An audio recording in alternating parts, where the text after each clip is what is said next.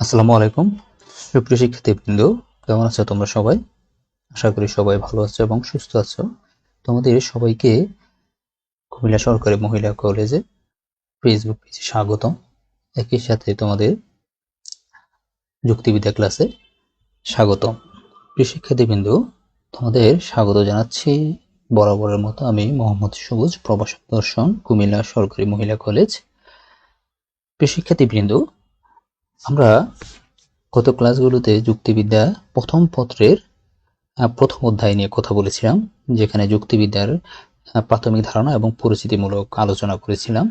আমরা আজকে যুক্তিবিদ্যা প্রথম পত্রের দ্বিতীয় অধ্যায় নিয়ে কথা বলবো। আমাদের দ্বিতীয় অধ্যায়ের শিরোনাম হচ্ছে যুক্তিবিদ্যার প্রায়োগিক দিক, যেখানে আমাদের বাস্তব জীবনের সাথে যুক্তিবিদ্যা কিভাবে সম্পর্কিত বা যুক্তিবিদ্যার জ্ঞানকে আমরা আমাদের বাস্তব জীবনে কিভাবে প্রয়োগ করতে পারি, অথবা যুক্তিবিদ্যার আলোচনা আমাদের যে অন্যান্য আলোচ্য বিষয়গুলো আছে সেই বিষয়গুলোর সাথে কিভাবে সম্পর্কিত, এই সংক্রান্ত আলোচনা হচ্ছে আমাদের দ্বিতীয় অধ্যায়, যেখানে আমরা ক্রমান্বয়ে যুক্তিবিদ্যার সাথে দর্শন, কম্পিউটার বিজ্ঞান অথবা নীতিবিদ্যা, শিক্ষা, এই বিভিন্ন বিষয়ের সম্পর্ক আলোচনা করব।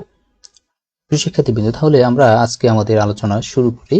এখানে একটি মনিটরের ছবি দেখা যাচ্ছে, যেখানে তোমরা তোমাদের কাছে ছবিটি পরিচিত মনে হতে পারে, আবার অনেকের কাছে অপরিচিত মনে হতে পারে, কারণ এই ছবিটি হচ্ছে কম্পিউটার বিজ্ঞানে ব্যবহৃত একটি ছবি, যেখানে কম্পিউটারের বিভিন্ন প্রোগ্রামিং ল্যাঙ্গুয়েজ তৈরি করার জন্য অথবা বিভিন্ন প্রোগ্রাম তৈরি করার জন্য এই যে গেটগুলো দেখা যাচ্ছে, গেটগুলো ব্যবহার করা হয়ে থাকে।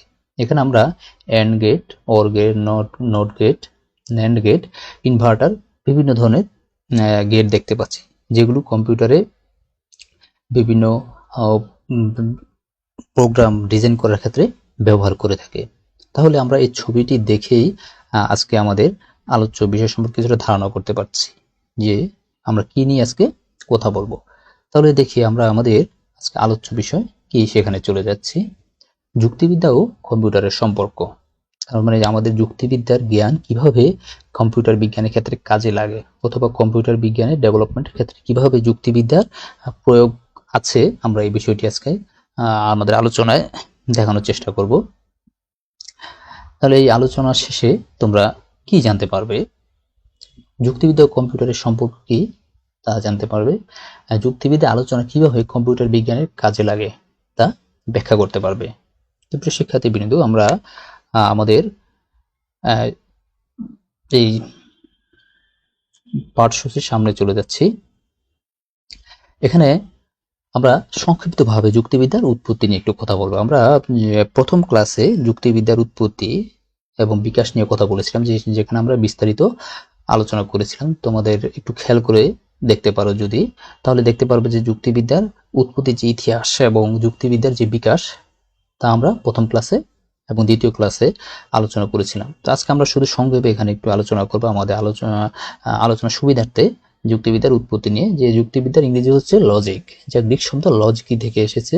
আর লজিক শব্দটি গ্রিক শব্দ লগস থেকে উৎপত্তি, আর এই লগস শব্দের অর্থ হচ্ছে চিন্তা বা ভাষা। সুতরাং উৎপত্তিগত অর্থে যুক্তিবিদ্যা হলো ভাষায় প্রকাশিত চিন্তার বিজ্ঞান। মানে চিন্তার বিজ্ঞান বলতে আমরা কোনো কিছু নিয়ে যা ভাবি, যা নিয়ে আমরা অনুমান করে থাকি, আমাদের সে ভাবনা বা অনুমান সংক্রান্ত যে আলোচনা, সে আলোচনাটা হচ্ছে যুক্তিবিদ্যার মূল আলোচ্য বিষয়। এখানে আমরা যদি এই যুক্তিবিদ্যার কিছু প্রামাণ্য সংজ্ঞা আছে, আমরা কিছু প্রসিদ্ধ যুক্তিবিদের সংজ্ঞা আমরা এখানে দেখতে পাচ্ছি। যুক্তিবিদ জোসেফ বলে যুক্তিবিদ্যা হলো চিন্তার বিজ্ঞান। যুক্তিবিদ জেমস বলেন যুক্তিবিদ্যা হলো যুক্তি পদ্ধতির বিজ্ঞান। যুক্তিবিদ অলরিস এর মতে যুক্তিবিদ্যা হলো যুক্তি সংক্রান্ত কলা, বা যুক্তিবিদ হোয়াইটলি বলেন যুক্তিবিদ্যা হলো যুক্তি পদ্ধতির বিজ্ঞান ও কলা। এখন এই সংজ্ঞাগুলো আমরা বিশ্লেষণ করে একটি প্রামাণ্য সংজ্ঞা এখানে আমরা পেতে পারি। সেই সংজ্ঞাটি হচ্ছে যে ব্যবহারিক বিজ্ঞান ভ্রান্তিকে পরিহার করে সত্যকে অর্জন করার উদ্দেশ্যে সঠিক যুক্তি পদ্ধতি বা অনুমান এবং তার সহায়ক প্রক্রিয়াগুলো নিয়ন্ত্রণ করে তাকে যুক্তিবিদ্যা বলে। তার মানে হচ্ছে আমাদের দৈনন্দিন কথাবার্তা বা আমাদের চিন্তা ভাবনার মাঝে যে ভ্রান্তি থাকে সেই ভ্রান্তিগুলোকে পরিহার করে কিভাবে সত্যকে আমরা অর্জন করতে পারি, সেই সত্য অর্জনের জন্য যে সহায়ক প্রক্রিয়াগুলো আছে সেই সব প্রক্রিয়াগুলো তার নিয়ন্ত্রণ মানে হচ্ছে সেই প্রক্রিয়াগুলোকে আমাদের সামনে স্পষ্ট করাটাই হচ্ছে যুক্তিবিদ্যা। যুক্তিবিদ্যা আরেকটি প্রসিদ্ধ সংজ্ঞা একজন বিশিষ্ট যুক্তিবিদ আই.এম. কফির মতে যুক্তিবিদ্যা হচ্ছে বৈধ যুক্তি হতে অবৈধ যুক্তির পার্থক্য নির্দেশ করার জন্য ব্যবহৃত পদ্ধতি, নীতিসমূহের একটি বিশিষ্ট বিদ্যা। তার মানে হচ্ছে কি আমরা দৈনন্দিন জীবনে যে সমস্ত যুক্তি ব্যবহার করে থাকি অথবা কথাবার্তা ব্যবহার করে থাকি সব কিছু কিন্তু আমরা বৈধ বা সঠিক বলি না, অনেক ক্ষেত্রে অবৈধ যুক্তি দিয়ে থাকি অথবা অবৈধ কথাবার্তা বলে থাকি। এখন এই অবৈধ যুক্তিকে বৈধ যুক্তি থেকে পৃথক করার জন্য যে সহায়ক পদ্ধতিগুলো আছে বা নীতিগুলো আছে সেই নীতিগুলো বা পদ্ধতি সংক্রান্ত আলোচনাই হচ্ছে যুক্তিবিদ্যা। এ হলো যুক্তিবিদ্যা এবং যুক্তিবিদ্যার প্রাথমিক আলোচনা। এখন আমরা একটু দেখে নিই কম্পিউটার বিজ্ঞান। কম্পিউটার এটি গ্রিক শব্দ কম্পিউট থেকে উৎপত্তি, যার অর্থ হচ্ছে গণনাকারী। মূলত কম্পিউটারের সূচনা কিন্তু একটি গণনাকারী যন্ত্র হিসাবে। এখন আমরা কম্পিউটারকে যে বহুমুখী কাজে ব্যবহার করছি, প্রাথমিকভাবে কিন্তু কম্পিউটার এত বহুমুখী কাজে ব্যবহারের উপযোগী ছিল না, বা ওই চিন্তা থেকে কিন্তু কম্পিউটার তৈরি করা হয়নি শুধুমাত্র গণনার কাজে ব্যবহার করার জন্য, বা বৃহত্তর যে সংখ্যাগুলো আছে সেই সংখ্যাগুলোকে খুব দ্রুততর সময়ে সমাধান করার জন্য কিন্তু মূলত এই কম্পিউটার যন্ত্রটি ডিজাইন করা হয়েছিল। কিন্তু সময়ের সাথে তা আরো ডেভেলপমেন্ট করে বর্তমান অবস্থায় এসেছে। তো এটি দ্বারা শুধুমাত্র গণনাকারী যন্ত্র হিসাবে আমরা ব্যবহার করতে পারি একে বা বর্ণনা করতে পারি। এটি দ্বারা অত্যন্ত দ্রুত নির্ভুলভাবে সিদ্ধান্ত অর্জন করা সম্ভব। এটি স্বয়ংক্রিয়ভাবে উপাত্ত ও নির্দেশনা সংরক্ষণ করতে পারে।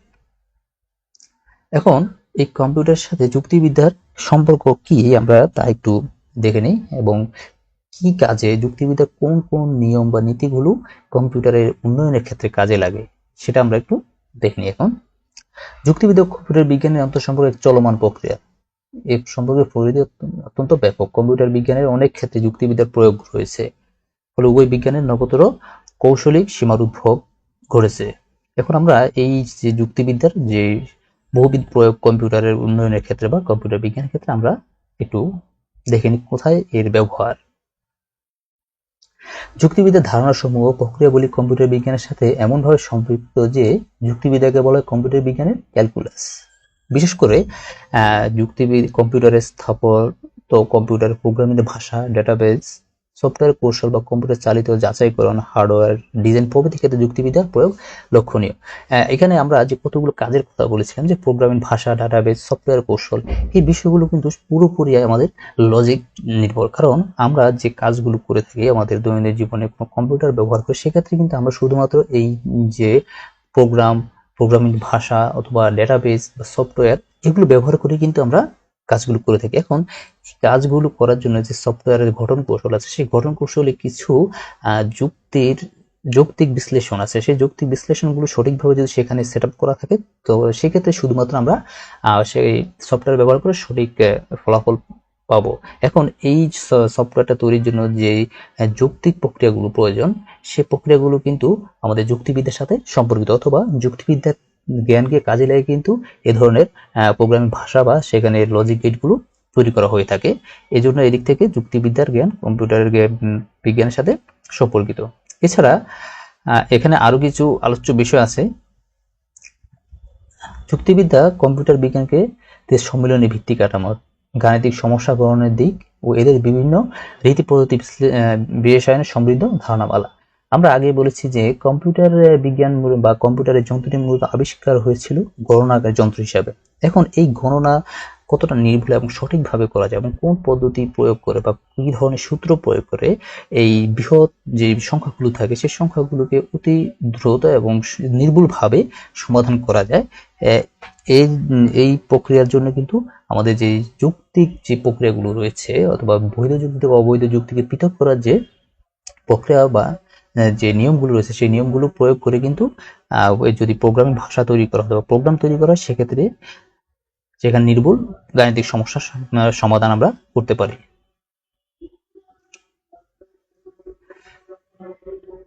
এছাড়াও কম্পিউটারের বিকাশের ক্ষেত্রে গণিতের প্রয়োগ সবচেয়ে বেশি। কম্পিউটার যেহেতু একটি গণনাকারী যন্ত্র, সুতরাং গণিতের ব্যবহার বা গণিতের প্রয়োগের মাধ্যমে কিন্তু কম্পিউটারের বিকাশ সবচেয়ে বেশি লাভ করেছে। আবার এই গণিতের যে সূত্রগুলো আছে বা যেই গণিতের যে প্রক্রিয়া, সে প্রক্রিয়াগুলো কিন্তু পুরোপুরি আমাদের যুক্তিবিদ্যার যে নিয়ম এবং সূত্র আছে তাকে কেন্দ্র করে গড়ে উঠেছে। তাহলে পরোক্ষভাবে আমরা এটাই বলতে পারি যে কম্পিউটারের বিকাশের ক্ষেত্রে আমাদের যেহেতু গণিতের ভূমিকা আছে, আবার গণিতের বিকাশের ক্ষেত্রে যেহেতু যুক্তিবিদ্যার ভূমিকা আছে, সুতরাং কম্পিউটারের বিকাশের ক্ষেত্রেও আমাদের যুক্তিবিদ্যার ভূমিকা আছে, এটা আমরা বলতে পারি। বস্তুত গাণিতিক যুক্তিবিদ্যার মূল কাজ হলো বিশেষ পদ্ধতি অবলম্বন করে যুক্তিবাক্য সহজ মানে সত্য মিথ্যা উদ্ঘাটন করা। ঠিক একইভাবে গণিতের কাজ হচ্ছে কোনো একটি উপাদ্যকে বা কোনো একটি গাণিতিক সমস্যাকে সমাধান করে তা প্রমাণ করা অথবা অপ্রমাণ করা। গণিতের ক্ষেত্রে যুক্তিবিদ জর্জ বুল যে প্রতীকী পদ্ধতির প্রয়োগ করেছেন তার বুলীয় বীজগণিত নামে পরিচিত। যুক্তিবিদ্যায় বুলের এই পদ্ধতিকে প্রতীকী যুক্তিবিদ্যা বলা হয়ে থাকে। অর্থাৎ আমরা যুক্তিবিদ্যার একটি বিভাজন আছে, সেখানে আমরা যাকে প্রতীকী যুক্তিবিদ্যার নাম দিয়েছিলাম। এই প্রতীকী যুক্তিবিদ্যা আমরা বিভিন্ন প্রতীক ব্যবহার করে কোনো যুক্তির বৈধতা অবৈধতা নির্ণয় করে থাকি অথবা কোনো যুক্তি গঠন করে থাকি। গণিতের ক্ষেত্র অথবা কম্পিউটার ক্ষেত্রে যদি আমরা লক্ষ্য করি, ঠিক একই বিষয় দেখতে পাবো যে কম্পিউটার কোনো বিষয়গুলো কিভাবে উপস্থাপন করে থাকে, কোনো প্রতীকের মাধ্যমে উপস্থাপন করে থাকে। কম্পিউটার যে প্রোগ্রামগুলো থাকে অথবা যে সফটওয়্যারগুলো থাকে, এই সফটওয়্যারে যে সেট আপ থাকে সেখানে শুধুমাত্র প্রতীকের মাধ্যমে কোনো বিষয় উপস্থাপন করা হয়ে থাকে। আর এই পদ্ধতিটি সর্বপ্রথম আবিষ্কার করেছিলেন যুক্তিবিদ জর্জ বোর্ড। তিনি একজন গণিতবিদও। সুতরাং এই যে আমাদের প্রতীকী যুক্তিবিদ্যা, যুক্তিবিদ্যাও কম্পিউটারের আলোচনার ক্ষেত্রে বা কম্পিউটারের যে ডেভেলপমেন্ট সেক্ষেত্রে ভূমিকা রাখে। সুতরাং আমরা বলতে পারি যে বুলীয় যেই পদ্ধতি এবং যৌক্তিক শব্দ দুটি যুক্তিবিদ্যা, গণিত এবং কম্পিউটার ক্ষেত্রে সমর্থক বলে গণ্য করা হয়। এখন এখানে আমরা তিনটি বিষয় পেলাম, এক যুক্তিবিদ্যা, গণিত এবং কম্পিউটার। এই তিনটি বিষয় এবং তিনটি বিষয় আলোচনা কিন্তু পরস্পরের সাথে সম্পর্কযুক্ত। গণিতের যে বিষয় এবং নিয়ম কানুন তা যুক্তিবিদ্যার উপর নির্ভরশীল, আবার কম্পিউটারের যে নিয়ম কানুন এবং যে পদ্ধতি তাও গণিতের উপর নির্ভরশীল। সুতরাং যুক্তিবিদ্যা, গণিত এবং কম্পিউটার এই তিনটি বিষয় কিন্তু পরস্পর সাথে সম্পর্কযুক্ত এবং একটি আরেকটির উপর নির্ভরশীল। যুক্তিবিদ্যা যুক্তি বা অনুমান প্রদত্ত জানা বাক্য বা তথ্যের উপর ভিত্তি করে ও তা বিশ্লেষণ করে একটি সিদ্ধান্ত প্রদান করে থাকে। অর্থাৎ যুক্তিবিদ্যার প্রধান কাজ হচ্ছে নতুন কোনো সত্য আবিষ্কার করা বা নতুন কোনো সিদ্ধান্ত দেওয়া। আবার কম্পিউটারের বৈশিষ্ট্য হলো বিশ্বাসযোগ্যতা, যুক্তিসঙ্গত সিদ্ধান্ত, বহুমুখিতা, অনিবার্যতা বা ভুল শনাক্তকরণ ও সংশোধন। একইভাবে যুক্তিবিদ্যা ও যুক্তিসঙ্গত সিদ্ধান্ত প্রদান করে থাকে। যুক্তিসঙ্গত হলে বৈধ সিদ্ধান্ত অনিবার্যভাবে নিশ্চিত হয়ে থাকে। ঠিক একইভাবে কম্পিউটারের ক্ষেত্রে যদি যে প্রোগ্রাম সেট আপ করা থাকে, সেই প্রোগ্রাম যদি সঠিক নিয়ম কানুন বা অনুসরণ করে সেট আপ করা থাকে, তাহলে সেক্ষেত্রে যদি আমরা কোনো ইনপুট দিই তাহলে সেক্ষেত্রে সঠিক আউটপুট আমরা পাবো। তাহলে এক্ষেত্রে আবার যদি ভুল কোনো ইনপুট দিয়ে থাকে তাহলে সেক্ষেত্রে আমাদের ভুল আউটপুট চলে আসবে। তাহলে যুক্তিবিদ্যা যেখানে তার যৌক্তিক প্রক্রিয়াগুলো প্রয়োগ করে বৈধ যুক্তি বা অবৈধ যুক্তিকে পৃথক করে থাকে, অর্থাৎ অবৈধ সিদ্ধান্তকে পৃথক করে থাকে কিছু নির্দিষ্ট নিয়মকানুনের ভিত্তিতে। একইভাবে কম্পিউটারও তার যেই লজিক গেট আছে অথবা প্রোগ্রামিং ল্যাঙ্গুয়েজ আছে, সেই প্রোগ্রামিং ল্যাঙ্গুয়েজগুলো সঠিক ব্যবহারের মাধ্যমে কোনো বৈধ সিদ্ধান্ত বা অবৈধ সিদ্ধান্ত শনাক্ত করতে পারে।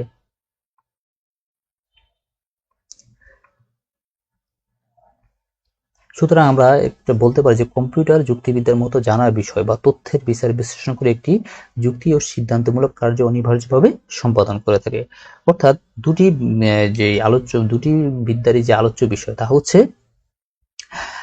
জানা তথ্যের বা জানা বিষয়ের উপর ভিত্তি করে অজানা কোনো নতুন জ্ঞান আবিষ্কার করা অথবা নতুন একটি সত্য বা নতুন একটি সিদ্ধান্ত প্রদান করা। এদিক থেকে যুক্তিবিদ্যা এবং কম্পিউটার পরস্পর সাথে সম্পর্কযুক্ত। এখন আমরা এতক্ষণ আলোচনা থেকে যে বিষয়গুলো জানতে পেরেছি, এখন এই বিষয়ের উপর কিছু সংক্ষিপ্ত প্রশ্ন, এগুলো তোমাদের জন্য থাকছে। প্রশ্নগুলো তোমরা সলভ করার চেষ্টা করবা। যে কম্পিউটার শব্দটি কোন শব্দ থেকে এসেছে, কম্পিউটার শব্দটি কোন কম্পিউটার শব্দটির বাংলা পরিভাষা কি, কম্পিউটার শব্দের অর্থ কি, কম্পিউটার স্বয়ংক্রিয়ভাবে কি সংরক্ষণ করে থাকে, বর্তমান বিশ্বে কম্পিউটার গণনা কাজ আর কি কাজ করে থাকে, কম্পিউটার উদ্ভাবককে চার্লস ব্যাবেজ মূলত একজন কি ছিলেন, কম্পিউটার অনেক ক্ষেত্রে কিসের প্রয়োগ রয়েছে, কোন যুক্তিবিদ কম্পিউটার আবিষ্কার করেন, যুক্তিবিদ্যা ও কম্পিউটার আন্তঃসম্পর্ক, কেমন প্রক্রিয়া? যুক্তিবিদ্যাকে কম্পিউটারের কি বলা হয়ে থাকে? কম্পিউটারের ক্যালকুলাস বলা হয় কেন যুক্তিবিদ্যাকে? যুক্তিবিদ্যা ও কম্পিউটার কোন দুটি ক্ষেত্রে যুক্ত করেছে? এই প্রশ্নগুলো তোমরা বাসায় নিজেরা সমাধান করার চেষ্টা করবা। আর তোমাদের জন্য আরেকটি হোমওয়ার্ক আমি দিয়ে দিচ্ছি, এই বিষয়টি তোমরা প্র্যাকটিস করার চেষ্টা করো বাসায়। যুক্তিবিদ্যা ও কম্পিউটার বিজ্ঞানের বাস্তব উপযোগিতা দেখাও। অর্থাৎ যুক্তিবিদ্যা এবং কম্পিউটার এই দুটি বিষয়ের আমাদের বাস্তব ক্ষেত্রে কি কি কাজে লাগে এবং কোন ক্ষেত্রে এর উপযোগিতা রয়েছে, এই দুটি বিষয় পৃথকভাবে তোমরা বাসায় প্র্যাকটিস করবা। তো প্রিয় শিক্ষার্থীবৃন্দ, এতক্ষণ সাথে থাকার জন্য তোমাদের সবাইকে ধন্যবাদ। সবাই ভালো থাকো, সুস্থ থাকো, দেখা হবে পরবর্তী কোনো ক্লাসে।